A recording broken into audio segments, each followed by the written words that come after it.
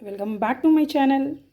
இன்றைக்கி ரெசிப்பியில் நம்ம என்ன பார்க்க போகிறோம்னா ரொம்பவும் டேஸ்ட் அண்ட் ஈஸியான என்னோடய ஸ்டைலில் சாம்பார் எப்படி வைக்கிறதுன்னு பார்க்கலாம் வாங்க. ஃபர்ஸ்ட் குக்கரில் 1 கப் அளவுக்கு துவரம்பருப்பு ஆட் பண்ணி நல்லா வாஷ் பண்ணி எடுத்துக்கலாம்.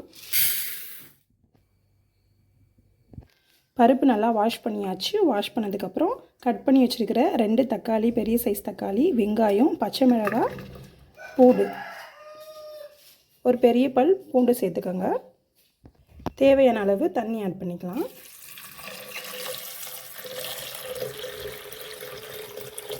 பருப்பு நல்லா மூழ்கிற அளவுக்கு தண்ணி ஆட் பண்ணிட்டு ஒரு 1/2 ஸ்பூன் மஞ்சள் தூள், 1/2 ஸ்பூன் ஜீரகம், 1/2 ஸ்பூன் பெருங்காயம் ஆட் பண்ணிக்கலாம். இதை க்ளோஸ் பண்ணிவிட்டு ஒரு 4 விசில் விட்டு எடுத்துக்கலாம்.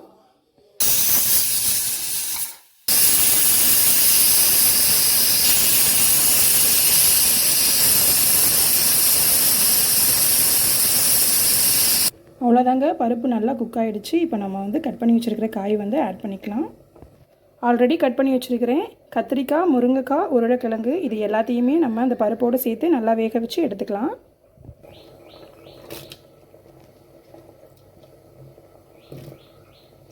ரெண்டு மெத்தடில் சாம்பார் வைக்கலாங்க. பருப்பு கூட காய் எல்லாத்தையும் வேக வச்சு அதுக்கப்புறம் தாளிப்பு கொடுத்தா அதுவும் ஒரு வகை டேஸ்ட்டாக இருக்கும். பருப்பு வெந்ததுக்கு அப்புறம் காய் எல்லாத்தையுமே நம்ம தனியாக தாளித்து பருப்போடு கொட்டுறது, அது ஒரு தாளிப்புங்க. அந்த மெத்தட் சாம்பாரும் நல்லாயிருக்கும். இந்த மாதிரி ஒரு டைம் ட்ரை பண்ணி பாருங்கள். பருப்பு கூட காய் எல்லாத்தையும் வேக வச்சு அதுக்கப்புறம் தாளிப்பு கொடுத்து இந்த மாதிரி ஒரு டைம் ட்ரை பண்ணுங்கள்.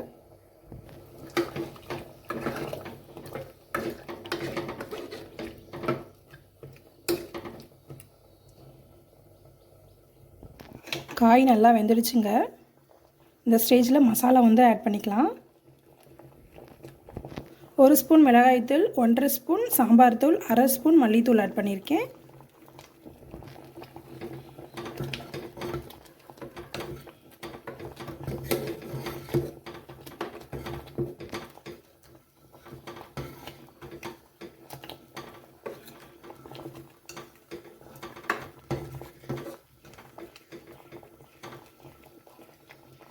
மசாலா ஸ்மெல்லு போகிற வரைக்கும் கொஞ்சம் நேரம் குக் ஆகட்டும்.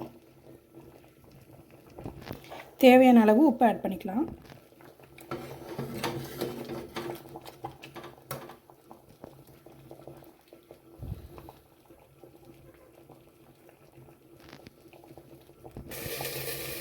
காய் எல்லாம் சேர்த்து நல்லா குக் ஆகிடுச்சு. இப்போ நம்ம இதுக்கு தாளிப்பு கொடுத்துக்கலாம்.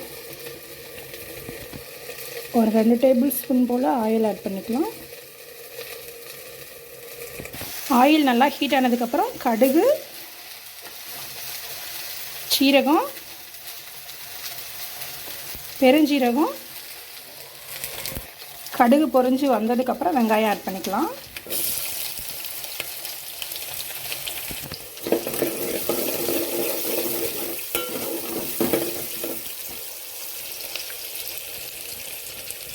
ஒரு 4 வரமிளகாய் ஆட் பண்ணிக்கலாம். கருவேப்பிலை,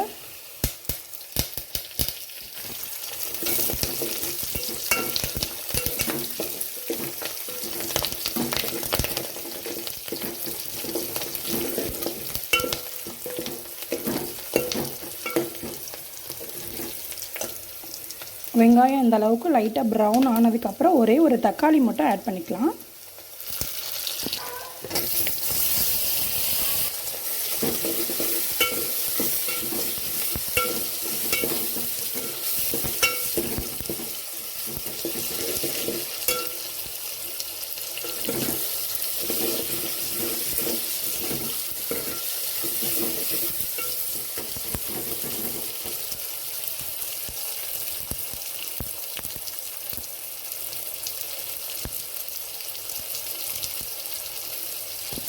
தக்காளி, வெங்காயம் எல்லாமே நல்லா வதங்கிடுச்சு. இந்த ஸ்டேஜில் ஒரு 1/2 ஸ்பூன் அளவுக்கு பெருங்காயம் ஆட் பண்ணிக்கலாம்.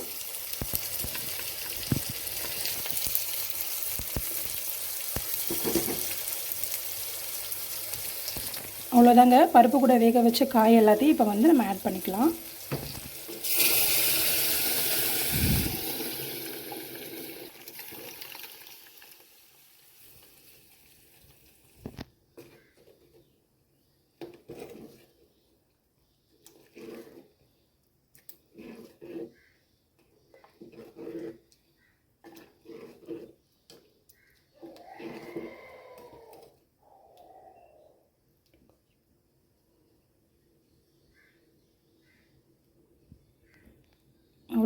ஒரு 5 மினிட்ஸ் லைட்டாக கொதி வந்ததுக்கப்புறம் மல்லி இலை போட்டு நம்ம இறக்கிடலாம். அவ்வளோதாங்க, என்னோடய ஸ்டைலில் சாம்பார் ரொம்பவே சூப்பராக ரெடி ஆகிடுச்சு. கண்டிப்பாக நீங்களும் இந்த ஸ்டைலில் சாம்பார் வந்து ட்ரை பண்ணி பாருங்கள். இட்லி, தோசை, சாதத்தை கூட வச்சு சாப்பிடும்போது அவ்வளோ ஒரு டேஸ்ட்டாக இருக்கும்.